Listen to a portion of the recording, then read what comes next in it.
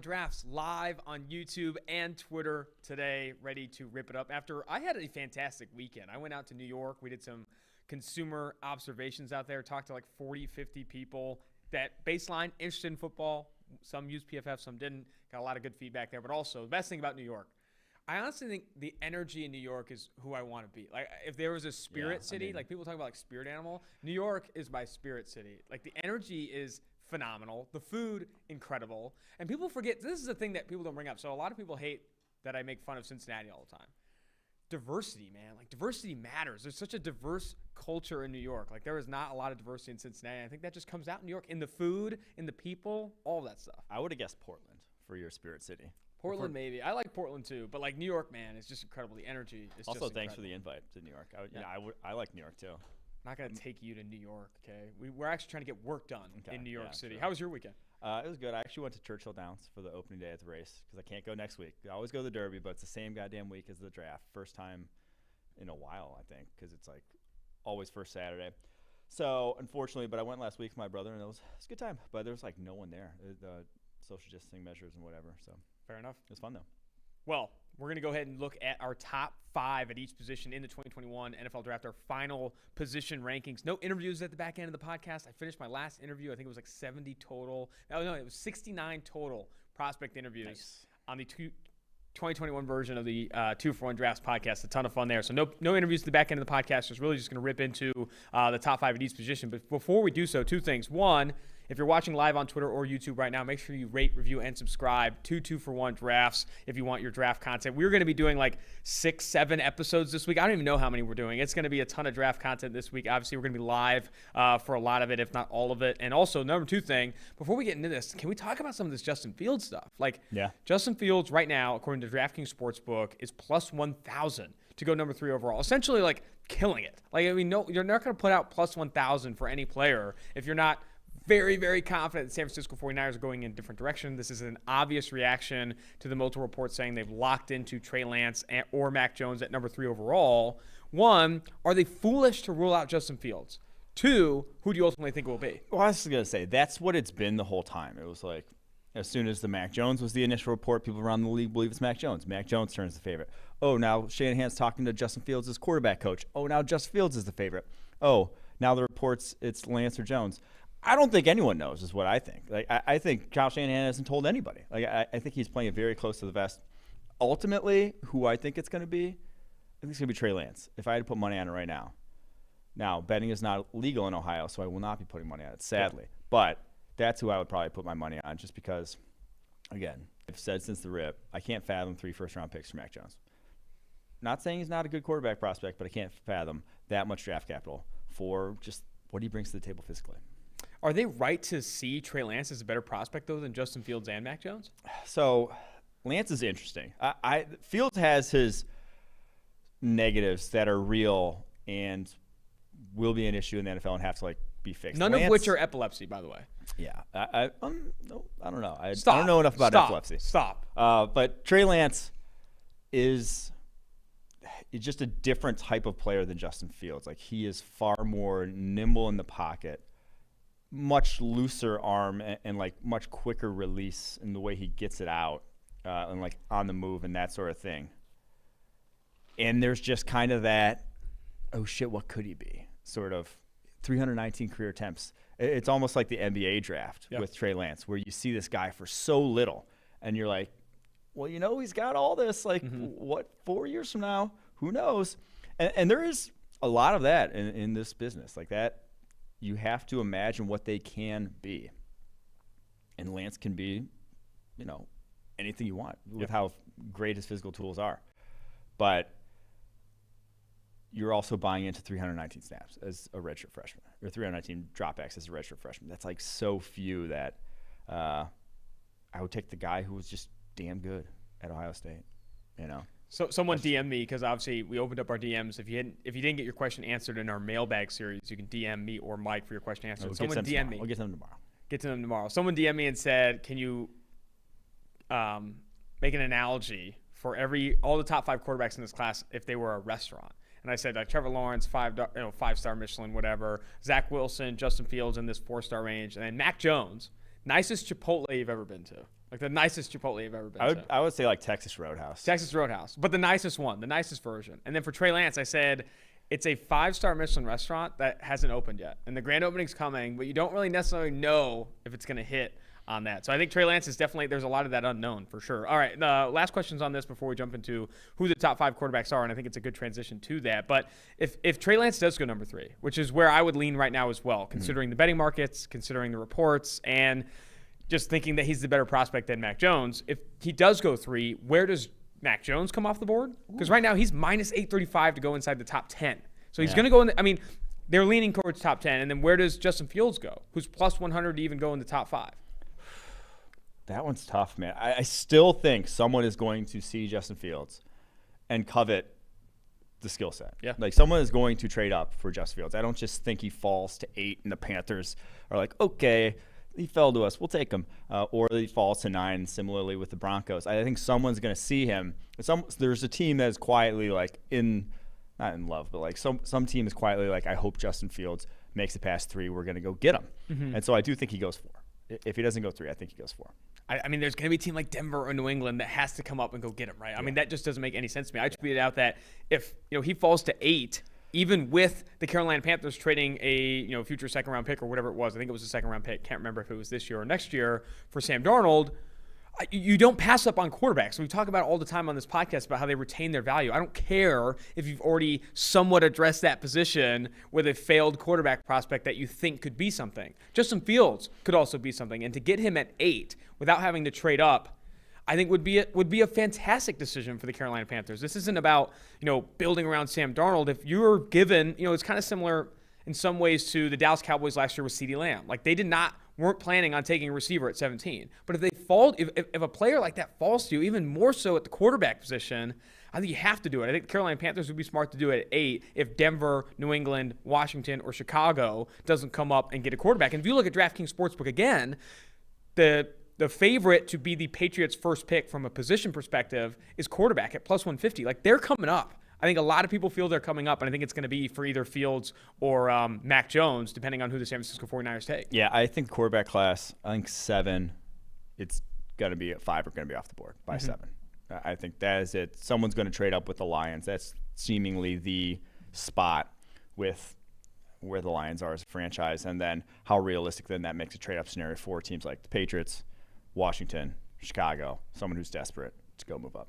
Fair enough. All right, let's get into the top 5 at each position now, starting with quarterbacks. I don't know if there's a ton of discussion here. These have been our top quarterbacks for a while now. Yeah. Trevor Lawrence right now is number 1 overall on our board and the number 1 quarterback. Zach Wilson at 2 overall and the number 2 quarterback. Fields at 3 and 3 overall. And then Trey Lance comes in at 10 on PFF's big board as QB4. And then Mac Jones, who's risen a ton. I think that's where I'd like to start, why Mac Jones maybe has risen up the board. He's at 14, QB5, according to PFF. A lot of that's quarterback value.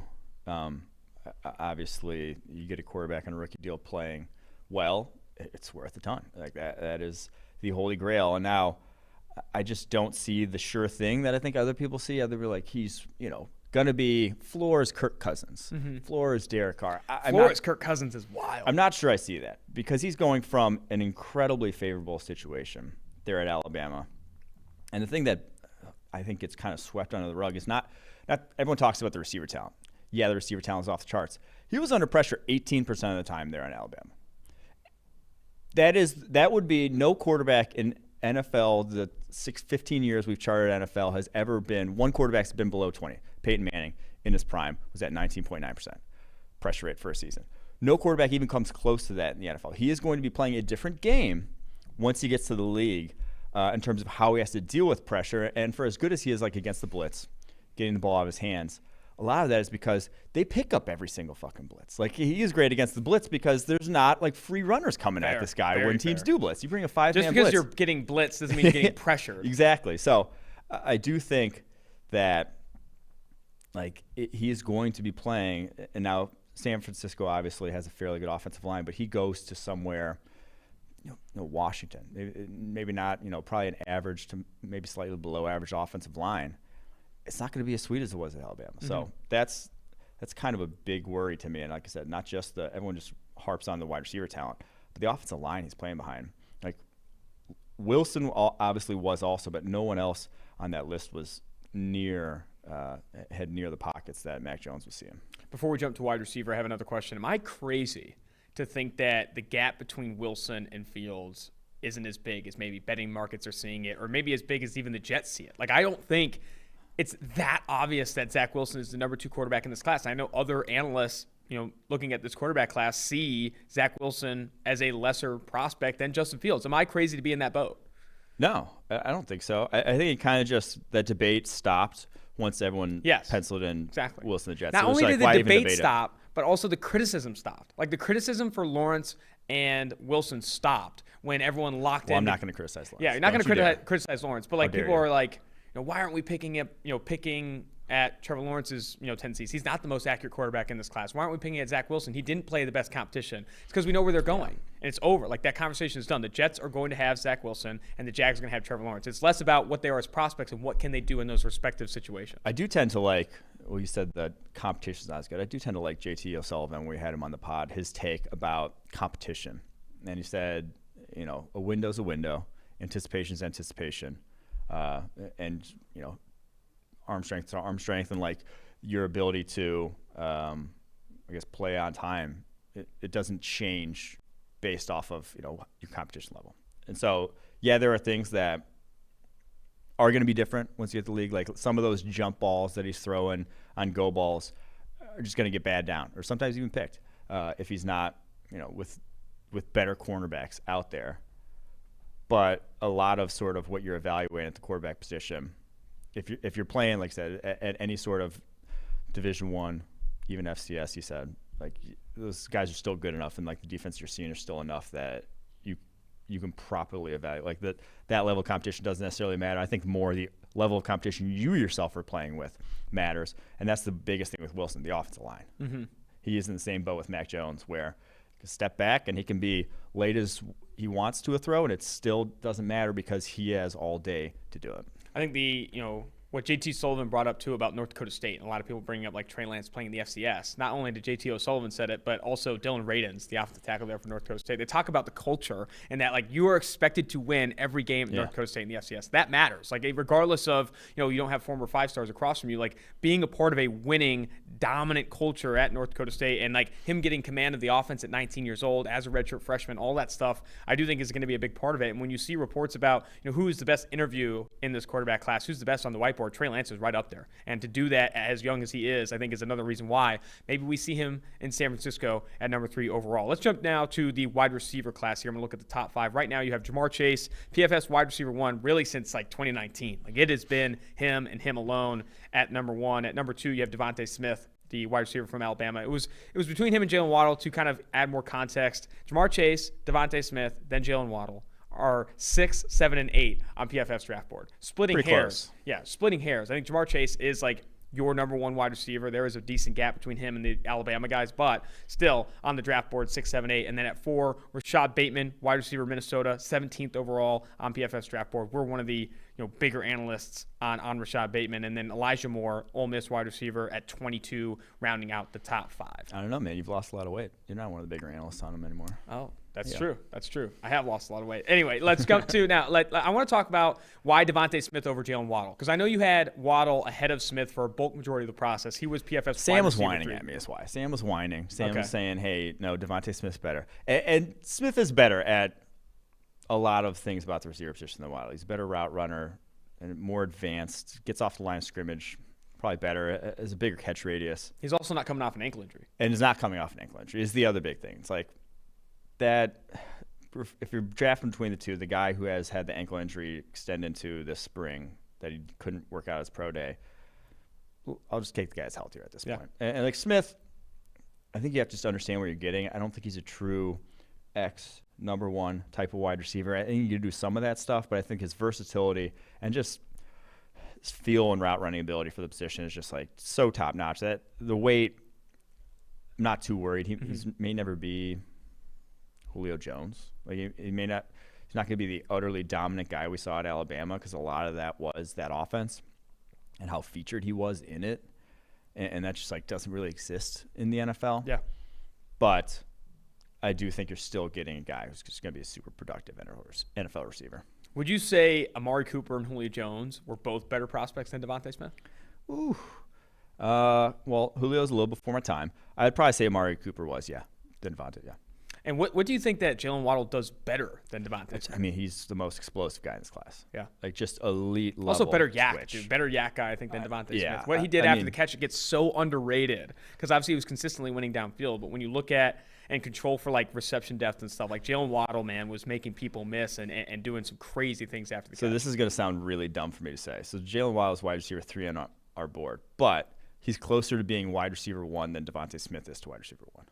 If that makes any sense. It doesn't make any sense. So like Jalen Waddle does things that if you put Jalen Waddle ahead of Jamar Chase, I'm not going to argue. If you put Devontae Smith over Jamar Chase, I'm going to be like, I don't really see it. Like they're the similar sort of strengths. The flashes, the high end. But Jalen Waddle, like what he brings to the table physically is different from anyone else in this draft class. Like it is about as close as you'll see to Tyreek Hill. I think a lot of it too, but about as close as you'll see. A lot of what he can do with the ball in his hands is reflected in what he did as a kick returner too. Like his kick returning average. All those guys are dynamic, and he was the one that got the ball. Absolutely. All right, let's jump to Rashad Bateman. I think Nate Tice, who's been on this show, where does podcasts with The Athletic, also does his draft rankings for Bleacher Report. He has Rashad Bateman as the number 2 wide receiver in this class, right behind Devontae Smith. What's your opinion of? He's one of the bigger analysts. That's a big dude. That's Nate Tice. He's a monster. Rashad Bateman at number 17. Why the high ranking? So okay, Rashad Bateman. Why do wide receivers fail at the NFL level? Like think about it this way: what are the things that highly touted wide receiver prospects, say Corey Coleman, Corey Davis, what do they have that all of a sudden you get to the NFL and it's like, it wasn't quite as good as it was in college? Right? Getting off the line of scrimmage, ability to sell route breaks, ability to play through contact. he's done all those things wholesale. He has ticked those boxes. Those are not going to be issues for him at the next level. Guys don't fail because they don't run 4.4s. Now, sometimes guys fail because they're too slow, but then they never get the chance anyway. Like guys who run 4.7s, they won't even see the field. So obviously, Rashad Bateman does not run 4.7. He ran a 4.39 at his pro day. He probably is closer to like a high 4.4s guy. But I think the things that you worry about, you don't worry about with Bateman. And so, again, maybe he's not going to be Julio Jones. I keep saying Julio Jones, but like he doesn't have that elite top end physicality, athleticism, whatever. But he's got more than enough. Like he has for sure more than enough, and I think he's like about as NFL ready as it gets in this class. I mean, he's cleared the bar in terms of tools. He's not like stretching the ceiling, but he's cleared the bar, and he's like one of the most skilled receivers in this class. Like when we talk about traits, athleticism, athletic profile, those words get thrown around a lot on this podcast and overall draft like draft discussion. But like bringing up skills can sometimes be helpful. And like Rashad Bateman and I'd throw Jamar Chase in there, two of the more skilled receivers in this class. Devontae Smith as well. Like they have legitimate wide receiver one skills in terms of getting off the line of scrimmage, creating separation at breaks, and that type, route versatility, positional versatility. That type of stuff isn't just being an athlete. That's legit learning the position and getting better and adding skills. All right, did you see that quote, that some anonymous scout quote about Rashad Bateman, the one that was just like dead wrong? That was like overweight this past year and was like sloppy in his routes and stuff. Wait, what? Someone said overweight this past year? We got to talk about some of those anonymous scout quotes before the draft, but like the ones that the Green Bay guy always pulls. I don't know. I don't know. You see him? Okay. Anonymous scout quote said Rashad Bateman played overweight this past year. Yeah, he said he got overweight this past year. I got to find him. Even though he lost 15 pounds, like that's just absurd. I think maybe he was thinking of the wrong guy. I mean, I don't know. Like that's just like completely wrong. All right, Elijah Moore, Ole Miss. He's our wide receiver 5. I think my first part of the question is why Elijah Moore over the other like slot types in this class? Kadarius Toney, Rondale Moore. Terrace Marshall isn't a slot type, but he played a ton in the slot. And you have like Kate Johnson, Jalen Darden. But why Elijah Moore is that like top slot type? I know you said you can play on the outside. You can get into that. Yeah, because he's the best one. But the other thing too is that an interesting comment is like, what's your opinion overall of the wide receiver class and maybe wide receiver position getting lighter? Like Devontae Smith, Jalen Waddle, they're getting lighter and smaller. And I saw some people talking about like this class is very small, but is that not just the position and where it's trending? I do think that's a big thing. The position is trending. The third wide receiver is a starter now. Mm-hmm. And so where's the third wide receiver? Your third wide receiver is a slot wide receiver or can be a versatile guy, but whatever. Like that's getting speed out of that third wide receiver is huge nowadays. Like speed itself is now a weapon with the way offenses are trending because they're not as much. They're more horizontal, more so than ever before. And what's the best weapon on an over route, crossing route? Speed. Yep. That is a speed route. That is not you run I say it all the time about tight ends and guys like Noah Fant. It's like if you're running overs, flats, crossers, there's no selling it. There's no route break to really like gain your separation. Your separation is how fast are you? That's your separation. And so when you run a 4.3, you are running that route objectively better than the guy that runs 4.6. Mm-hmm. Far better. So I think that's the biggest thing is that's where the game is trending with the routes. And so who are the guys that are more valuable doing that? Well, the Elijah Moores that run 4.35s, the Rondale Moores who run 4.29s. Those are the guys that are going to be weapons on those routes. So Elijah Moore, though, why? Is because he's more than just a guy who's a weapon on that route. Mm-hmm. He's a weapon on the underneath tree. He's a weapon in terms of how he can get off the line of scrimmage, and that was the biggest thing that sold me is the tape against J.C. Horn, just not even getting touched when J.C. Horn came down and pressed him. Yeah, J.C. Horn's outside cornerback, had to go in the slot to press him, but he just went off in that South Carolina game. And then you talk about elite athleticism, 4.35, 6.6, 6.3 cone, 4-second shuttle. That's it. And 17 bench press reps at 178 pounds. That is tailor-made to win anywhere, honestly. And there is a track record. As much as, we say size wins at the NFL on the outside. Tyler Lockett, Emmanuel Sanders, Brandon Cooks, Tyreek Hill. Those guys win on the outside consistently. Maybe they're not, going to run your full maybe you're not going to be targeting a bunch of dig routes, but like they can win at that size on the outside. And so also something I found interesting too is like a lot of people talk about winning on the outside. You have to be able to beat press. The player that was pressed the most in the NFL this past season was pressed on 52% of his routes. That's the most. So it's okay. So why they say it though is because it's a third down, 3rd and 6. True. You're going to face press coverage. Mm-hmm. You're not going. It will be. Then it's like 80% of the time press coverage. You're not facing press on early downs. That's and you face press significantly less on average from the slot. Yeah, but on third downs and even on early downs. Because you're just off the line too. Let's jump to running back here. You had recently moved Javonte Williams of North Carolina up to number 1 on your running back rankings. Then you have Najee Harris of Alabama at 2, ahead of Travis Etienne, and then Travis Etienne at 3. And then your 4 and 5 are Michael Carter of North Carolina and Khalil Herbert of Virginia Tech. Why? Javonte Williams, the 20-year-old former valedictorian who broke out from North Carolina this past year, broke the PFF record for forced missed tackles per attempt. Why is he the PFF RB1? You just said it. I mean, he's a monster. Like the guy is. He's got what you want, man. And now he doesn't have elite speed. Top end speed, not great. But so 4.57 40. But man, a 6.93 cone, 4.09 shuttle, which that shuttle's insane for a guy 212 pounds at 5'9". Like he can move. Yeah. That's why he breaks tackles left and right. 22 bench press reps. He's tough. He's got about the best contact balance you'll see at the running back position. That translates. Mm-hmm. And with like some pretty good explosiveness. It just seems like a sure thing to then that's a trait you can hang your hat on at the NFL level. And you watch him as a route runner, he gets open. Now, his hands are leaving something to be desired on tape, but he gets open. I think you can utilize him in that manner. Would I be right to say there's a tier, like 2 kind of clear tiers in this running back class? The first tier being Javonte Williams, Najee Harris, and Travis Etienne. And then the second tier being Michael Carter, Khalil Herbert, and Trey Sermon? Or are there more tiers? I like those tiers. Okay. Yeah, I like those tiers. And again,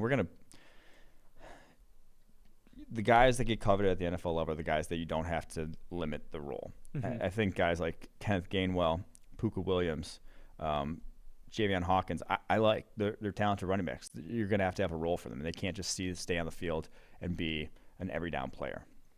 And so they're just going to be limited at what they do. And so those 6 guys that you just mentioned, those 2 tiers, I think are about as solid a 2 tiers in terms of like all 6 of those guys can be at a point in time in their career, quote unquote, bell cows. Mm-hmm. Like they could carry a 3-down workload. Now, team building, do you need that?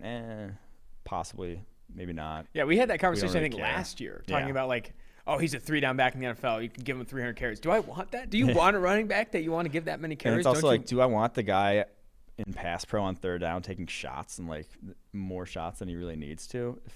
If he's like, you kind of want. Well, I mean, there's very few running backs in today's NFL that get 3-down treatment. You know, and I think because you want to stay fresh at that position, it's one of the more like. I mean, you just see a lot of contact at that position. Something I saw on the forecast yesterday, PFF forecast with George Chahuri and Eric Eager. Evan Silva said this is the worst running back class he's seen in quite some time. Would you agree? I gotta think back. It's definitely worse than last year's.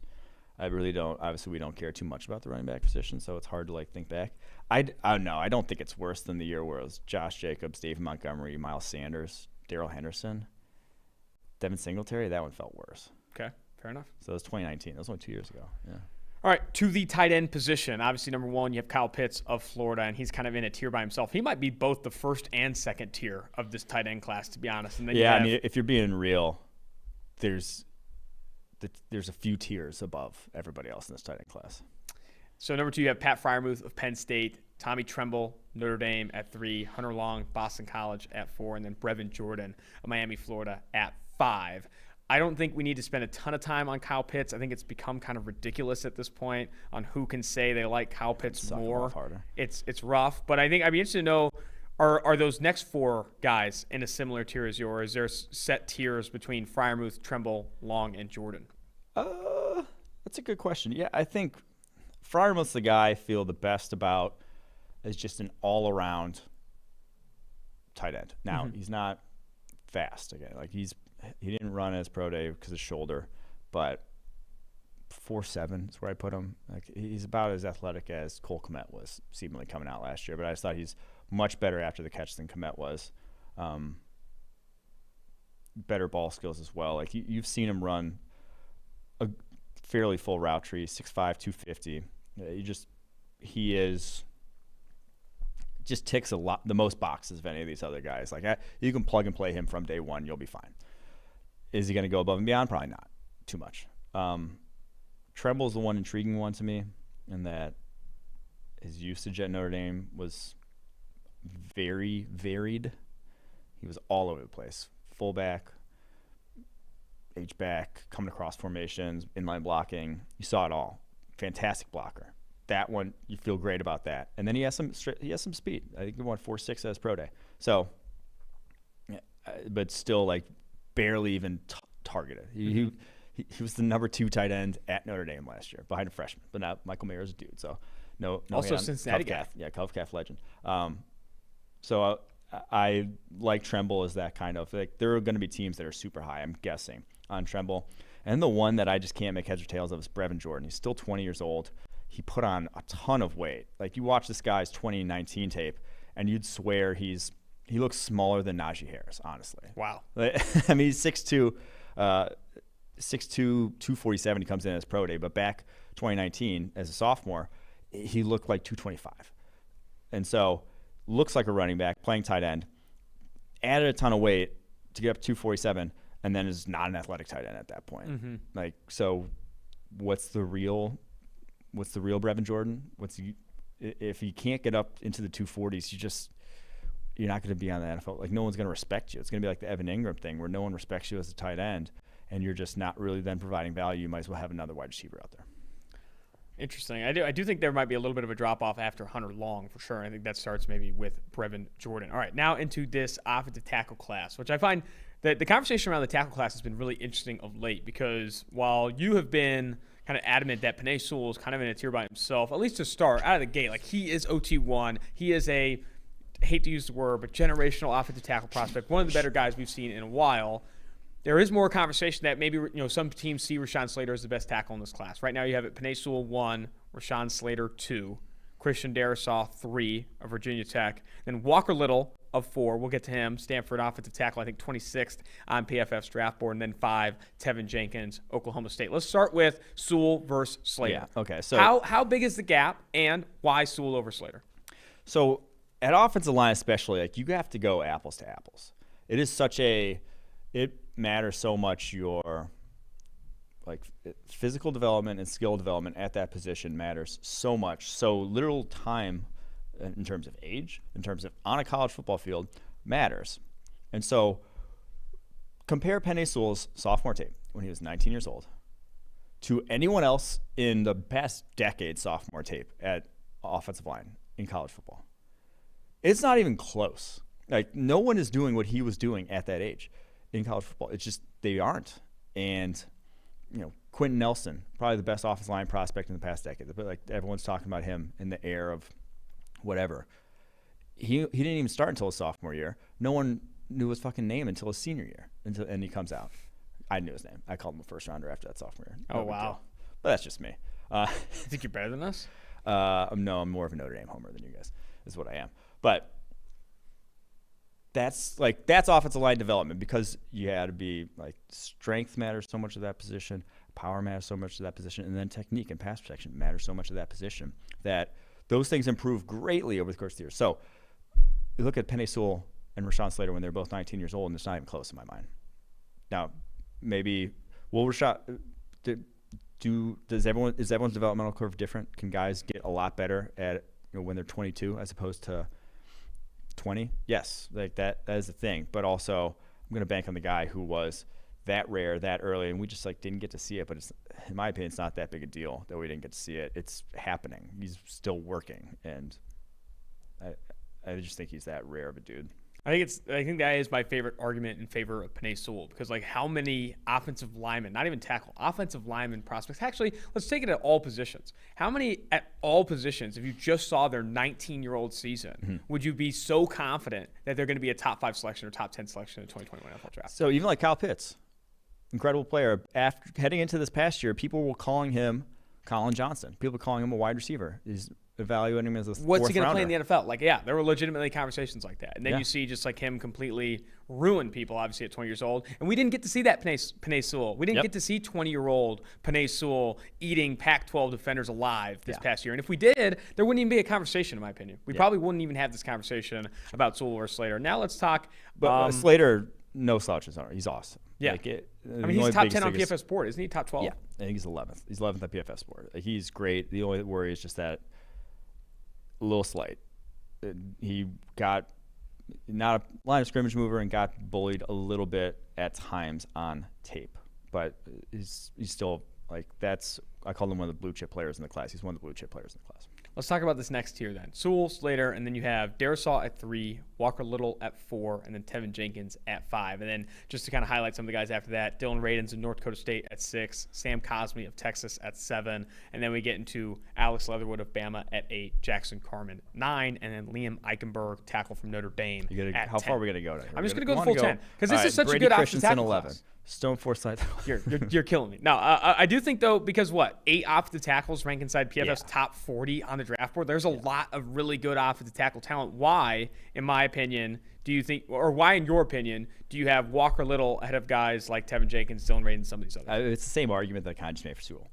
Apples to apples. Mm-hmm. His sophomore tape, true sophomore tape. It's the last we got of him. We got one game as a junior, but his true sophomore tape was excellent down the stretch there.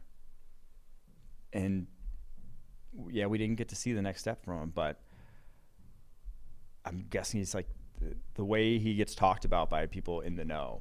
He's that like he is that good. So it's just that is why. Compare and it's because like again, only one pressure in his final 7 games college, and like has the feet, the length. Like he has the tools. 6'7", 313, 33 3/4 inch arms, and a 7'4", 4.3 cone with a 4.59 shuttle. Those are excellent numbers for a guy that size. Last thing on the tackle class here, and then we'll jump to interior offensive line. Compare Christian Darisaw to Tevin Jenkins for me. They're interesting because Darisaw is such a easy like people mover. He just 322. Long arms, 34.25 inches, and he just like throws guys like so much power behind his strike that he just deadens guys in their tracks. He's not near the mauler though that Tevin Jenkins is. Like Jenkins, you don't see as much pop on contact, but when he gets his hands on guys and he locks in, he'll bury dudes. So it's an interesting debate between those two. In my eyes, I think Darisaw is just much smoother of an athlete, and another guy who's a little younger as well, did it at a younger age. Jenkins is already 23, so that's the big difference in my eyes. All right, let's jump to interior offensive line. You have Elijah Vera Tucker of USC as the top interior offensive lineman in this class, and then kind of a big drop-off after that. Elijah Vera Tucker at 1, and then you have Landon Dickerson of Alabama at 2, Quinn Miners of Wisconsin Whitewater, the guy that went to the Senior Bowl and lit it on fire, at number 3, and then 2 guys left here in the top 5, Wyatt Davis, guard from Ohio State, and Creed Humphrey, center, who I think you said could play guard in the NFL, Creed Humphrey of Oklahoma at 5. Yeah, this is a good offensive line class. If you want interior, like some of these OTs also, feel free to move. Liam Eichenberg's at Notre Dame. He ranks ahead of guys like Wyatt Davis, Creed Humphrey on our board. Alex Leatherwood, Alabama. If you're looking for guys, even Jack Carman, Clemson, there are guys you can move on the interior in this draft class that are listed at tackles currently. So it's wherever you really need along your offensive line, you're going to find someone for that need. But Vera Tucker really in a class of his own. He had the highest pass blocking grade on 2 true pass sets over the last 2 years, and that's guard in 2019, tackle this past year. And yeah, he kind of got exposed a little bit against Kayvon Thibodeau, the Oregon edge, who's going to go top 10 next year. But it wasn't like, oh man, he didn't belong in the same field. It was just a couple of reps where you just saw a guy with length take advantage of him. Now, I think if you put him back at guard, you're getting a Pro Bowl caliber guard. He just has that level of just proficiency all around. The guy is as smooth as gets at the offensive line position. It's just he does have short arms. So I think he could stay at tackle, though, if you really, in a pinch, wanted him to play there. I can see why he's obviously lower on our board, 21st on our board, because we don't value interior offensive line as much, and that's where I think he's going to end up playing. But I would not be surprised if he goes top 15, like someone like the Vikings, Chargers, draft a guy like that.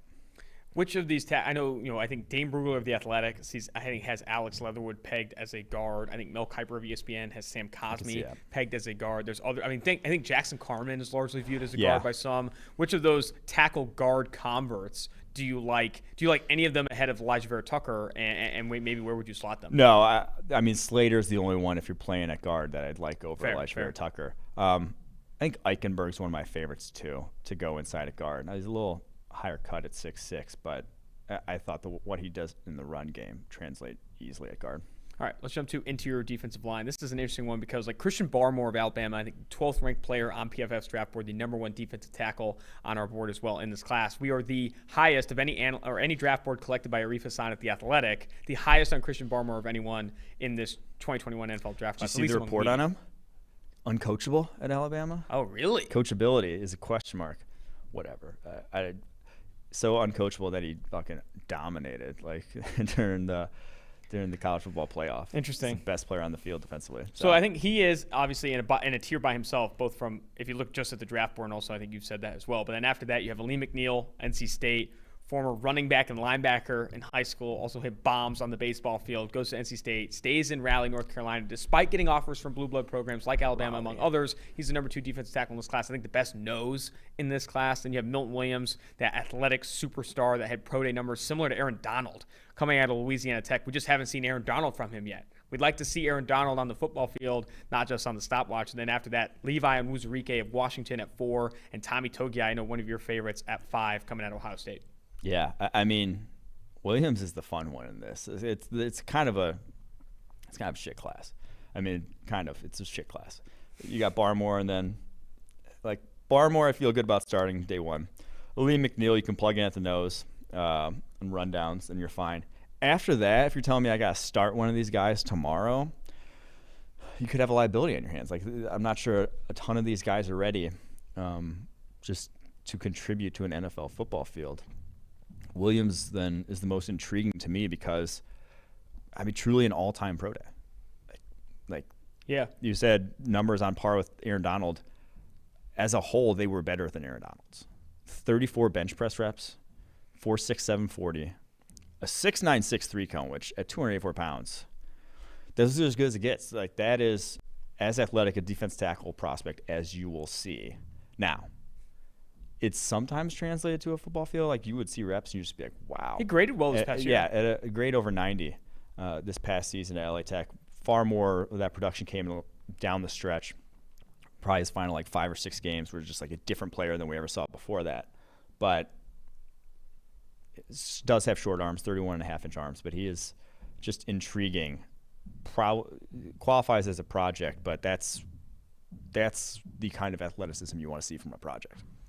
Am I wrong to say, this is an interesting take, I'm interested in your thoughts on this. Am I wrong to say that the defensive tackle and tight end classes in this year for 2021 have been bashed so much that I'm honestly starting to like them more than where they're being bashed? Because people have said this defensive tackle class is horrendous. The tight end class after Kyle Pitts is garbage. But if I'm looking for starting caliber players, I'm not saying superstars, but starting caliber players between round 3 and round 5, I think this is a position group I'd look to. I'd like an Aleem McNeil in round 3. I'd like a Pat Freiermuth or Tommy Tremble in round 3, round 4. I do think that those players can start in the NFL out of the gate. Do they have crazy high ceilings? No, not like Pitts or Barmore. But when I'm looking, people talk about when do you take some of these low value positions in the NFL draft. I like rounds 3 through 4, 3 through 5 to attack interior defensive line, interior offensive line, and tight end. And this group has been bashed a ton, but Osa Odigizua comes in at 7. Bobby Brown of Texas A&M at 6. Marvin Wilson of Florida State at 8. Tyler Shelvin at 10 from LSU. I like those guys in rounds 4 through 6. I think those guys can start as rookies. Yeah, so to me, it was kind of this year's defense tackle class is similar to last year's tight end class.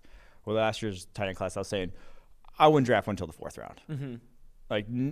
Some of these guys maybe you're going to have is a little higher than the 4th round grade, but it's just they're going to get overdrafted because teams didn't just stop needing them. As we saw with New England last year, I think the Bears spent a 2nd round pick on Cole Kmet. Yeah. You overdraft them because of the position was just low. And then the 4th round, you get guys like Harrison Bryant and Albert Akwuibunam, where it's those guys actually contributed. So this year I feel same way about defensive tackle class. Maybe Christian Barmore I can get on board with early-ish, but then after that, I don't want to be taking Levi Uzurike at pick like 40. You know, I don't want to be taking these guys high, which some of them are going to go high. I want to be taking, Bobby Brown at pick 120, the Texas A&M DT, and maybe he can plug in there and stuff the run for me. All right, let's jump to Edge Defender. Before we do, if you are watching live on Twitter or on YouTube, make sure you rate, review, and subscribe to 2-for-1 Drafts to consistently get the draft information, not just when we're live. Guess when we're pre-recorded on your phone. So you're on your way to work or at the gym, just grinding it out. You got Mike in your ear talking you up some draft. Don't you like that? I know a lot of people that like that. Sounds like not my. I watch videos at the gym if I'm on an elliptical. Trying to get that way. George Chahuri, PFF's chief experience officer, also like a freaky gym guy, would kill you if he saw you watching video. You got to lock in, man. It's a music or bust. Really? He also probably doesn't do elliptical. I'm gonna go on. No, he doesn't. I don't think he does. Yeah, I think he does like the Derrick Henry thing every day. Yeah.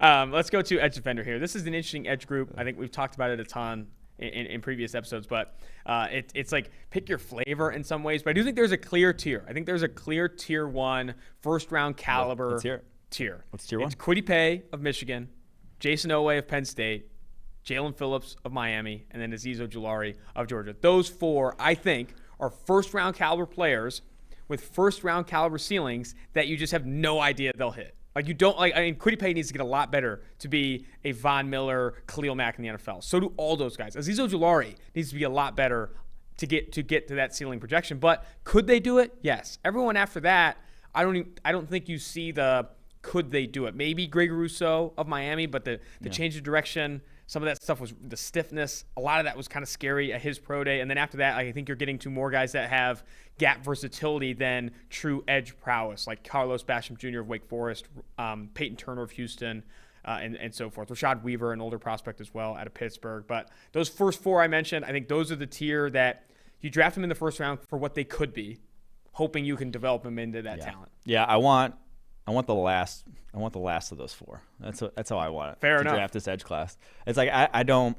We've heard Kwity Paye to 10 to the Cowboys, 12 to the Eagles. It's like, damn. If he goes 10 to the Cowboys and you get Azeez Ojulari at pick 29, 31 or whatever where the Ravens are now, it's not that big a difference. Like as prospects, there's not that big a difference, and that's what I've said about the guys after the blue chip tier in this class. And I think the blue chip tier goes to 11 on the PFF board. We ran through them on one of the other podcasts. After that, from 12 to 35 on the PFF board, it's not that big. No, for sure. It really is not that big. And the unknown with a lot of these guys, with how little tape you saw on them. Kwity Paye 4 games this past year. Jason Oweh, I think 6 games this past year. Phillips 1 year. Ojulari 1 year of really play. Rousseau 1 year. Just the unknown with a lot of these is There's difficult. no Chase Young's not walking through that door. Okay? Yeah. He's not. You can't put his name on a draft card this year. What's the earliest you take your favorite edge defender in this class? In this case, Kwity Paye. The earliest selection. We're like, oh my gosh, I love this decision. I'm doing it. Kwity Paye. I mean, like 20. Wow. I could take a guy at 20. Interesting, because they're not. That's not going to happen. You know, like they're going to be probably 2 or 3 guys that go inside the top 20. Kwity is he's Milton Williams levels of different. Yeah, I mean 36 bench press reps at 259 or 261, I guess, with 33-inch arms. Like, man, he is just an absolute horse. 4.57.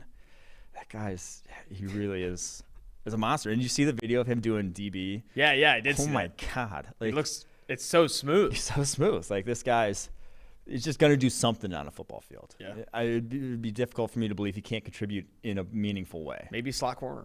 Yeah. I went to the YouTube channel to see how the comments are. It's a lot of really good discourse on this draft class. Just kidding. It's all about your haircut. Your hair? It's all about Yours? your haircut. And your Sergeant Mike, Policeman Mike. It's Mike joining the military, which at a certain point you kind of see, you do kind of see it. And if you are signing up, just let me know, and we can do the pod a different time. All right, linebacker. I tried to join the Marines in college, actually. Really? And I couldn't run fast enough. Really? True. Oh my gosh. Swear to God. They were like, yeah, you're not gonna make it. Dropping a bombshell. That's crazy. I couldn't do 3 miles fast enough. Wow, man. Couldn't break 23 minutes. You had to do 22:30 or something. Hate to see it. They lost a legend.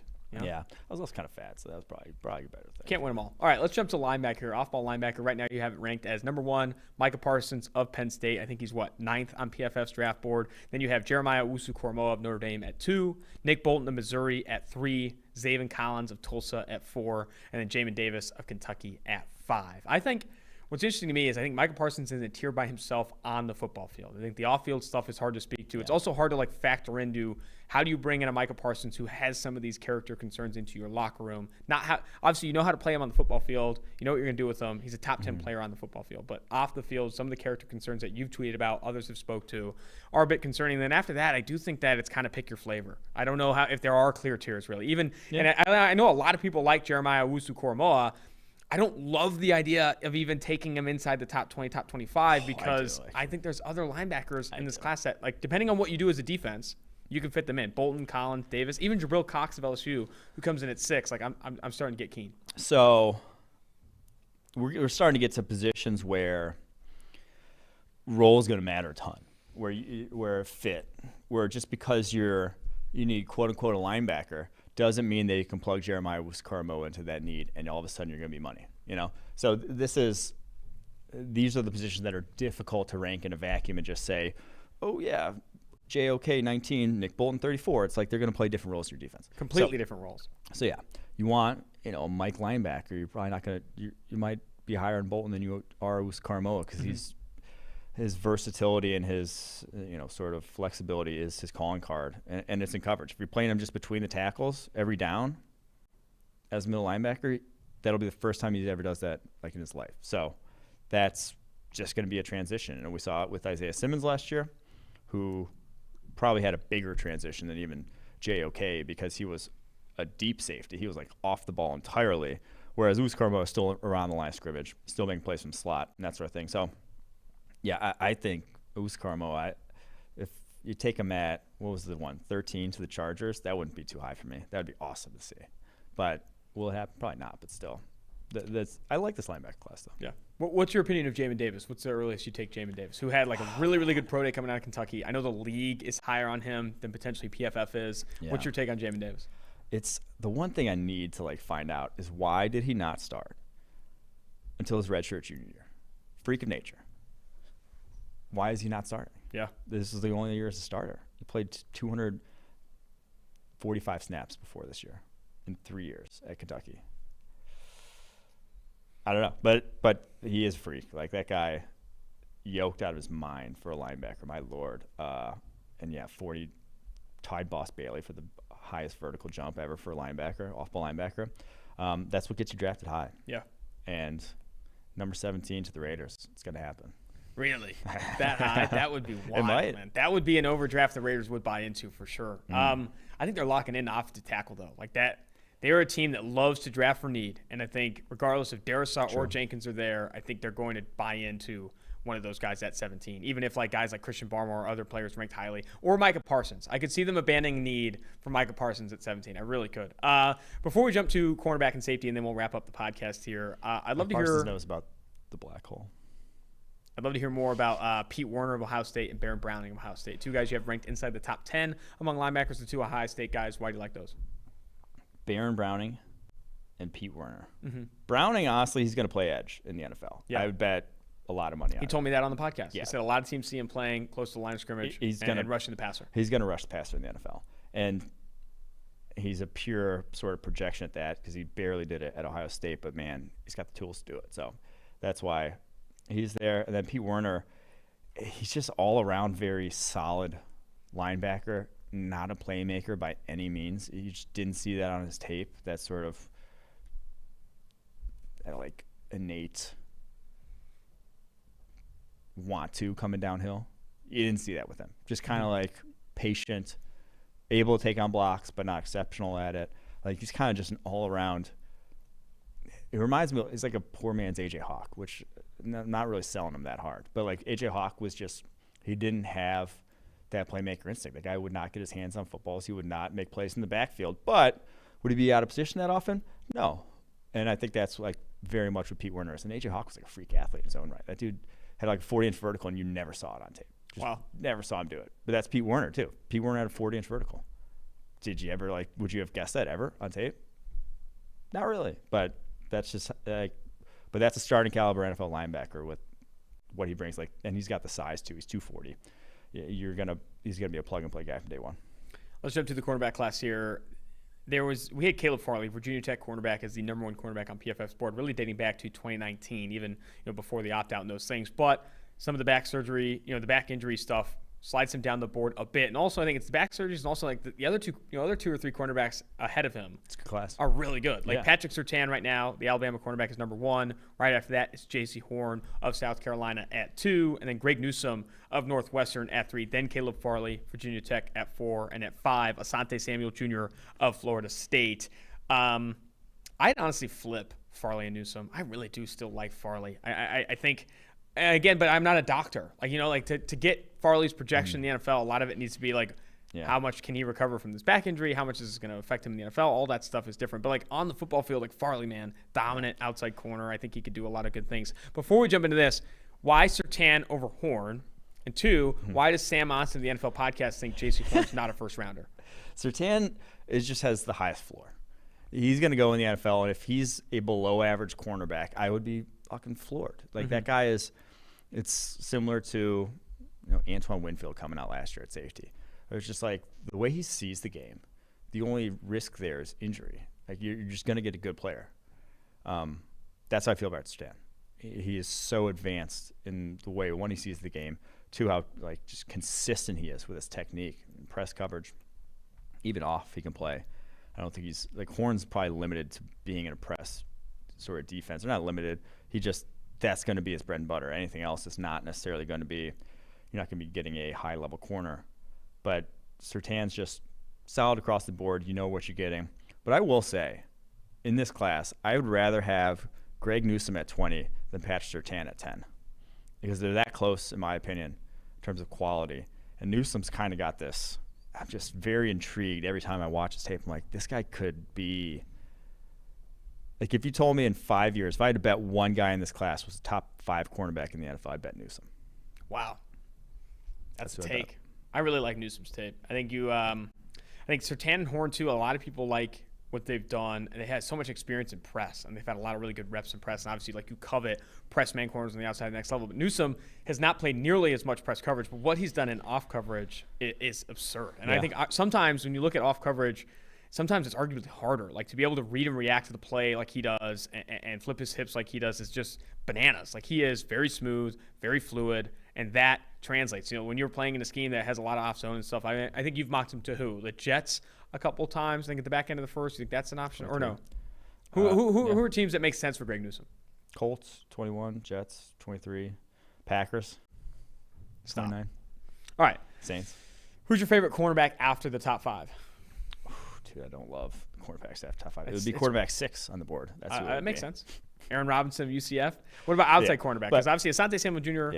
Probably gets kicked into the inside. I know you said don't you dare. No, he's going to play on the outside. You're going to start him on the outside, but he could get kicked in the inside. Watch him go press De'Ami Brown in the red zone and tell me he can't do it in the NFL. But, Aaron Robinson. I think Aaron Robinson can also play on the outside. But after that, Kelvin Joseph's the kind of intriguing guy in this class where it's ooh, what could he be? But he figures it out. Yeah, figures it out. It's a good way to put it, because he's what's his YKDV boss man fat? Don't hate him for having a sick ass Twitter handle. We never talked yours about. Is very we never lame. talked about Isaiah. That's his rapper name. We never talked about Isaiah Wilson. Oh, he's a rapper. I didn't know that. AKA GG Bowser. And Isaiah Wilson's a rapper now. Yeah. Oh man. Isaiah Wilson came out with a new album almost a year to the date since he was drafted in the first round. As everyone expected. And it was not. It wasn't great. We'll just say. I don't have good opinions on music, but I didn't love it out of the gate. I didn't love it. But you also entered this. We have a different perspective going in. Maybe someone who's never heard of Isaiah Wilson jumps in. And they're like, "Wow, this is fire." I don't know. Nope. No. All right. Well, Isaiah Wilson. RIP that review. Let's go to safety here. Let's finish up the pod with this. Number 1, tier by himself, Trayvon Moehrig. Is it Merrick? I don't know. We've said it both ways, and we're going to continue to say it both ways. Trayvon Moehrig of TCU at 1, probably easily the best deep safety prospect in this class. And you have Elijah Molden of Washington, could play slot in the next level, but you have him here at safety. And then Jamar Johnson, Indiana, top 50 player on PFF's draft board. Then Richie Grant at 4 of UCF, Senior Bowl standout, guy who's done a ton of different things at UCF. He's played a ton of different positions there. And then lastly, one of my guys, Javon Holland, Oakland's own, Bishop O'Dowd graduate of Oregon, guy who did not play in 2020. Also who's a big fan of Javon Holland everyone who listens to the podcast regularly knows, Maurice Jones-Drew of NFL Media. Jones-Drew. He's got him as the best defensive player in this class. Ever. Can you give me a legit, realistic scouting report on Javon Holland? Some people just don't know this guy because he didn't play last year. Yeah, so he played safety as a freshman, slot cornerback as a sophomore. That's 2018, 2019. So he's true junior coming out, or I guess it may be redshirt sophomore, whatever. He's third-year guy coming out. Long, not particularly twitchy, like kind of like, Asante Samuel Jr. watches tape and you're like lightning off his breaks. Not quite the same for Javon Holland. So I don't think like him playing in the slot, that's not going to be what he does in the NFL. But he's a good athlete, long, and sees the game at a high level. Like he consistent ball production. I think 20 career in those 2 years, 20 career picks plus pass breakups. And so I would have loved to have seen one more year to get stronger and play a little more physical as a tackler, and just if you were to play like around the line of scrimmage and taking out blocks and that sort of thing, because he does have good size, 6 foot 207 at his pro day, but we just never really saw that. So he's kind of that guy who's you would have loved to have seen this past year, because like Jamar Johnson laps him, with like his tape this past year, whereas Holland, if he came back and did what Jamar Johnson did, he'd probably be like a top 25 player in the class. And after the top 5, I know a guy that you really liked early in the process, Andre Cisco of Syracuse. He ultimately, and same with Ardarius Washington. So safety 6 for PFF is Ardarius Washington of TCU, the small TCU safety that probably plays in the slot in the NFL. I think you've said that before. And then Andre Cisco, the roller coaster himself. It's your single high guy. Your single high guy that's going to get you. He's going to bite you in the Chris Sims, safety 1. That's crazy. He is, I know. But to me, there's like this safety class. You got Merrick. You just feel good about his game, all around solid. So we're safety. committing to Merrick. Merrick 1. No, we're committing to the pronunciation. Yeah, Merrick. Yeah. Okay.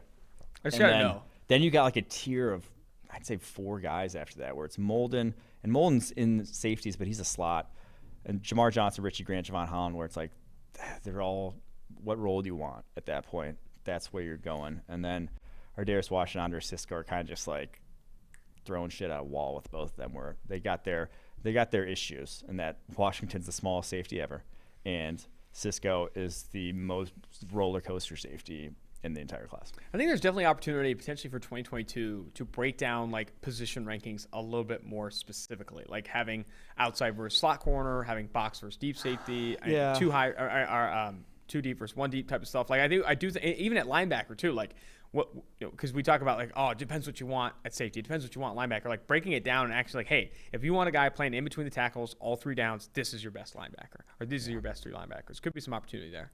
Just saying for next year, just figure it out. No, I like it. Just figure it out. PFF largely made like edge a thing. I feel like, remember, it was still back, we were ranking like defensive ends versus outside linebackers, and it was just a disaster. Like I think now there's opportunity to potentially even get deeper and look at box players versus deep players, that type of stuff. I think could be awesome for position rankings in the future. But that's going to do it for this episode. We have one more episode before the 2021 NFL Draft. It's going to be our final mock draft. We're going through all 32 first-round picks. When we get back, that's going to be on Wednesday. And then we got an episode coming out Thursday night / Friday morning, Friday night / Saturday morning. Like, it's going to be a lot of episodes. I think 3 or 4 episodes over the weekend as well. A ton of draft coverage left. Only one more before the 2021 NFL Draft. Until next time, Austin Gayle, Mike Renner, producer Mike Quinn, producer David Solfaro, 2 for 1 Drafts.